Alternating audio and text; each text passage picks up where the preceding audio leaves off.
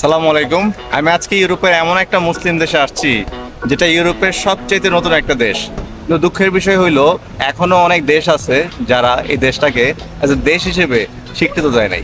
আমি পিছনে একটা মসজিদ দেখে আসছি, এখন আরেকটা মসজিদ এখানে, আবার কয়েক মিটার সামনে গেলেই গ্রেট মসজিদ। কসোভোর প্রায় 90% মানুষ আলবেনিয়ান। স্যুপটা খাইছে মাত্র 2 ইউরো দিয়া। Do you have a lot of tourist here in winter? এখন যাচ্ছি স্পেন আর পর্তুগালের ম্যাচ দেখতে। Thank you guys. See you later. আমি এখন দাঁড়ায় আছি কসোভোর খুবই ইম্পর্ট্যান্ট একটা মনুমেন্টের সামনে, যার নাম হচ্ছে newborn monument.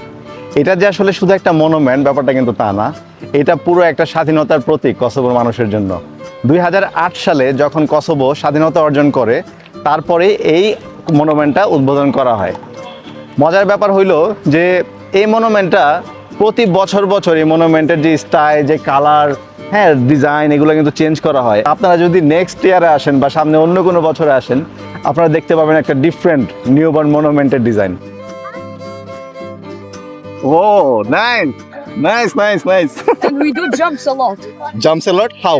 Going to jump there. Sure, ওকে।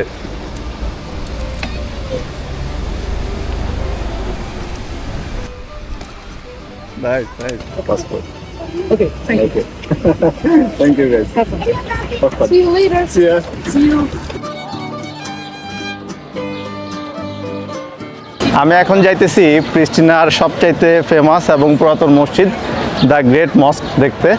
এটা অটোমান আমলে তৈরি করা হয়েছিল, এখনও এখানে মানুষজন নামাজ পড়েন। কসোভোতে একটা জিনিস খেয়াল করলাম যে একটু পরপরই মসজিদ দেখতে পাওয়া যায়। আমি পিছনে একটা মসজিদ দেখে আসছি, এখন আরেকটা মসজিদ এখানে, আবার কয়েক মিটার সামনে গেলেই গ্রেট মসজিদ দেখতে পারবো আমি, সবচেয়ে আর কি পুরাতন মসজিদ যেটা।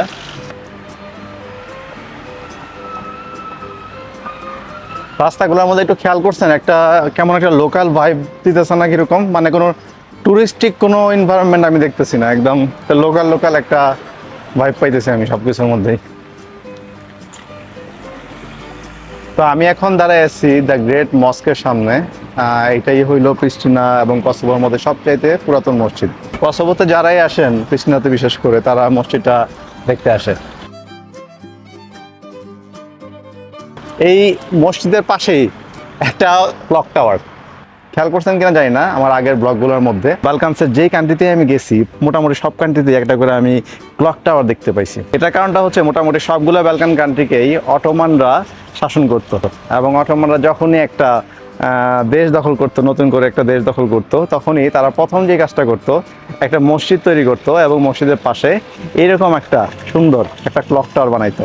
তো যখনই আজানের সময় হইতো, মানুষ সময় দেখতো এবং সময় দেখে ঠিক পাশেই এই বড় গ্র্যান্ড মসজিদে এসে নামাজ আদায় করতো। প্রিস্টিনায় হাঁটতে হাঁটতে খিদা লাগিয়ে গেল, একটু খাওয়া দরকার।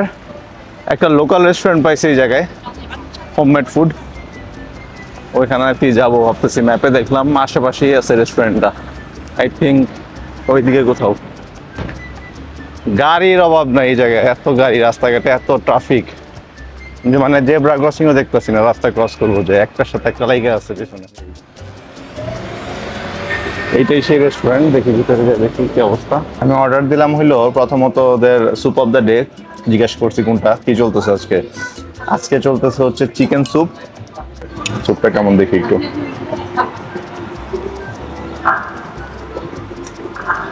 লবণ মনে হয় একটু কম।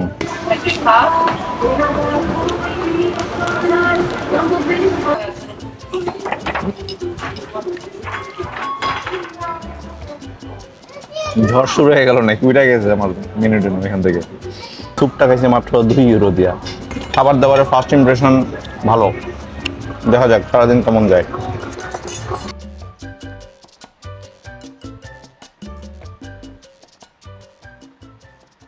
কসোভোতে এত মানুষ মুসলিম হওয়ার পরেও এটা কিন্তু মানে কোনো স্ট্রিক্ট মুসলিম কান্ট্রি না।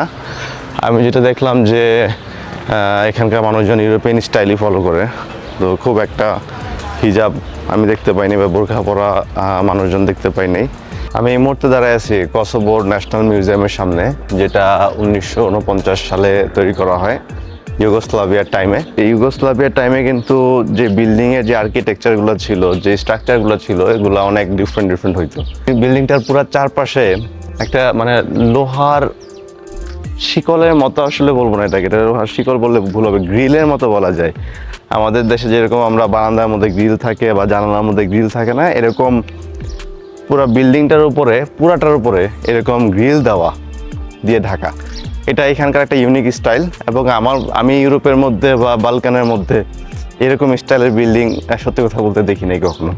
এই লাইব্রেরির ভিতরে প্রায় 7,000 বছর পুরাতন ইতিহাসকে রিজার্ভ করে রাখা হয়েছে। তো এটা খুবই একটা ইম্পর্টেন্ট বিল্ডিং কসোভোতে। বিল্ডিংটা নিয়ে অনেক ভিডিও দেখছি এবং অনেকের কাছেই শুনছি যে এটাকে অনেকে অনেক উইয়ার্ড একটা আর্কিটেকচার বলে প্রিস্টিনার। তো অবশ্যই আমি বলবো যে এটা একটু ডিফারেন্ট, কিন্তু আমাদের এটাও বুঝতে হবে যে এটা হচ্ছে ইউগোস্লাভিয়া টাইমের আর্কিটেকচার। ইউগোস্লাভিয়া টাইমের আর্কিটেকচারগুলো একটু এরকমই হয়, একটু ব্রুটাল আর্কিটেকচার হয়, এগুলোকে ব্রুটাল আর্কিটেকচার বলে। তো পার্সোনালি আমার কাছে এরকম আর্কিটেকচার ভালো লাগে, একটু ডিফারেন্ট।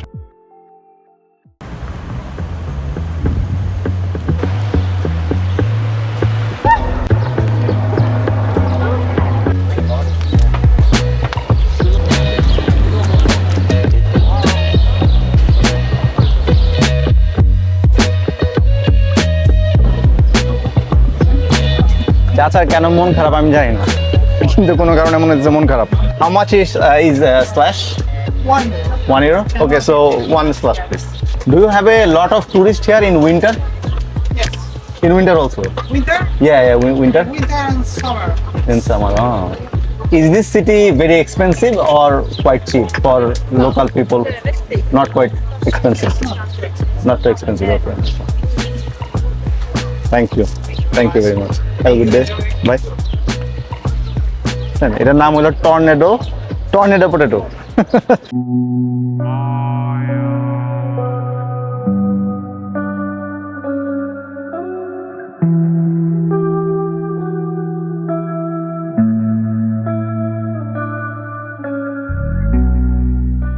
1998 সালে কসোভোর সাথে সার্বিয়ার বিশাল বড় একটা যুদ্ধ হয়। এই যুদ্ধের মধ্যে অনেক মানুষ মারা যায় এবং অনেক মানুষই, এখানকার মানুষজন বাড়িঘর ছাইরা চলে যেতে হয়েছিল আর কি অন্য জায়গায়। তো এই যুদ্ধটা 1 বছর চলে এবং 1 বছর চলার পরে আলটিমেটলি ফাইনালি ন্যাটো এই যুদ্ধের মধ্যে আর কি ইনভলভ হয় এবং ন্যাটোর হেল্পেই বেসিক্যালি কসোভো এই যুদ্ধে জয়লাভ করে।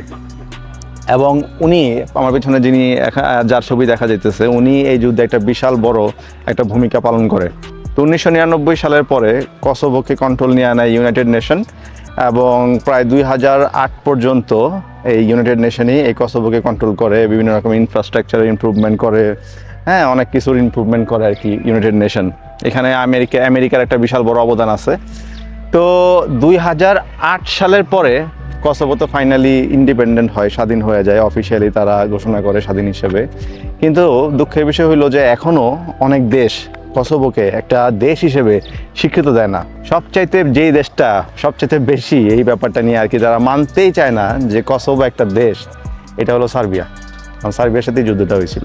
আমি এই মুহূর্তে খুবই দুঃখজনক একটা ভাস্কর্যের সামনে দাঁড়ায় আছি। আমার পিছনে যেই ভাস্কর্যটা দেখা যাচ্ছে এটা হচ্ছে হিরোইনাথ ভাস্কর্য। কসোভোতে যখন সার্বিয়ানদের সাথে যুদ্ধ হয়, এই যুদ্ধে প্রায় 20,000 মা বোনদের উপরে শারীরিকভাবে নির্যাতন করা হয় এবং তাদের স্মরণেই এই ভাস্কর্যটা এখন তৈরি করা হয়েছে। এবং এই ভাস্কর্যের মধ্যে 20,000টা মেডেল আছে, ছোট ছোট মেডেল, কাছ থেকে দেখলে আসলে বোঝা যায় এটা। এই 20,000 মেডেল 20,000 মা বোনকে উৎসর্গ করে তৈরি করা হয়। আমি প্রিস্টিনার মেইন স্কোয়ারে হাঁটতেছিলাম, তো হাঁটতে হাঁটতে হঠাৎ করে আমি মাদার তেরেসার একটা স্ট্যাচু দেখতে পেলাম। তো এখানে যখন আসলাম কাছে এসে জানতে পারলাম যে মাদার তেরেসাকে এখানে খুবই রেসপেক্ট করা হয়, আলবেনিয়াতেও তাকে অনেক রেসপেক্ট করা হয়। আর এটার কারণ হইলো যে তার ফ্যামিলি হচ্ছে আলবেনিয়ান। কসোভোতে যেহেতু 90% বেশি মানুষ আলবেনিয়ান, এই কারণে তারা মাদার তেরেসাকে নিয়ে অনেক গর্ববোধ করে এবং তার স্মরণেই এখানে একটা স্ট্যাচু বানানো হয়েছে। এবং এর পাশাপাশি সেন্টারটার নামই দেওয়া হয়েছে মাদার তেরেসা স্কোয়ার। এটা প্রিস্টিনা সেন্টার না, কিন্তু এটা হচ্ছে মাদার তেরেসা সেন্টার।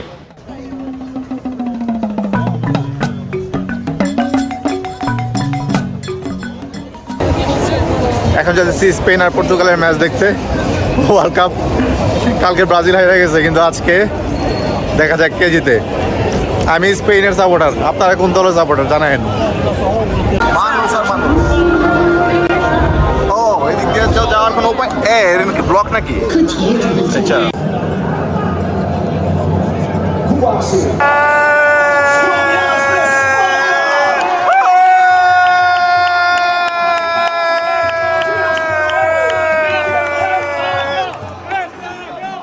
ওভারঅল আমার কাছে কসোভো খুবই চমৎকার লাগছে, স্পেশালি প্রিস্টিনা। দেখা হবে নেক্সট ব্লগে ইনশাল্লাহ স্কপিয়াতে।